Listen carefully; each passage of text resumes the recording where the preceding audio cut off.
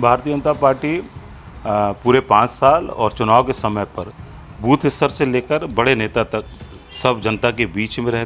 कांग्रेस की स्थिति ये है कि कार्यकर्ता का पता नहीं है, नदारत हैं, नेता का पता नहीं है, नदारत हैं, जिनको टिकट दे रहे हैं वो टिकट ले नहीं रहे हैं, लीडरशिप नहीं है, केंद्र में भी नहीं है, प्रदेश में भी नहीं है, जबलपुर में भी नहीं है। लोकसभा चुनाव का बिगुल बज चुका है। ऐसे में भारतीय जनता पार्टी ने मध्य प्रदेश में 29 सीटें जीतने के लिए अपने प्रत्याशी घोषित कर दिए हैं, जबकि कांग्रेस अभी भी प्रत्याशियों का चयन नहीं कर पाई। और इस मुद्दे पर बात करने के लिए हमारे साथ मौजूद है भारतीय जनता पार्टी के जबलपुर कैंट के विधायक अशोक रोहाणी जी। भाई साहब, ये बताइए कि आप लोग जो है कैंडिडेट घोषित कर दिए, आपके प्रचार भी शुरू हो गए हैं, लेकिन कांग्रेस जो है जबलपुर में अभी भी कैंडिडेट का चयन नहीं कर पाई है। भारतीय जनता पार्टी पूरे 5 साल और चुनाव के समय पर बूथ स्तर से लेकर बड़े नेता तक सब जनता के बीच में रहते हैं और चुनावी मोड में अपनी उपलब्धियों को पिछले 10 साल की और आने वाले 25 साल के विकसित भारत की लेकर जा रहे हैं। इसके विपरीत कांग्रेस की स्थिति ये है कि कार्यकर्ता का पता नहीं है, नदारत हैं, नेता का पता नहीं है, नदारत हैं,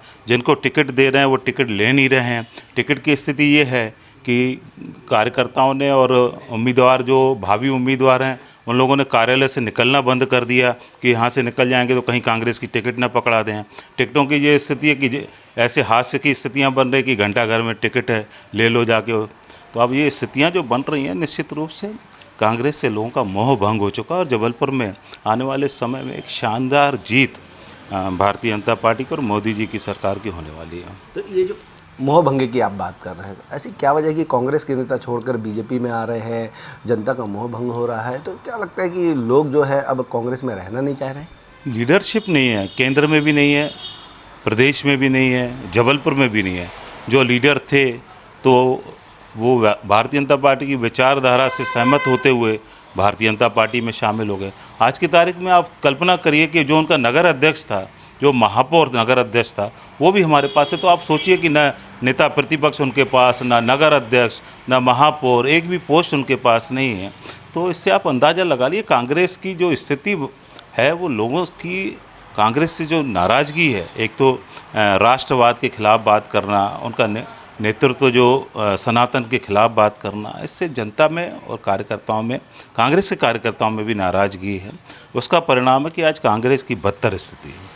लेकिन जो छत्तीसगढ़ में कांग्रेस के पूर्व मंत्री हैं कवासी लखमा, वो ये कह रहे हैं कि कांग्रेस में जो अंतर्कलह हो रही है उसके लिए बीजेपी और आरएसएस जिम्मेदार। अब इसके लिए भी अगर बीजेपी और आरएसएस को दोषी ठहरा रहे हैं तो फिर उनको आत्मचिंतन करना चाहिए कि कांग्रेस में अगर जो अंदर की स्थिति खराब है और उनके सलाहकार भी अगर भाजपा के हैं तो इससे खराब और किसी दल की क्या स्थिति हो सकती है।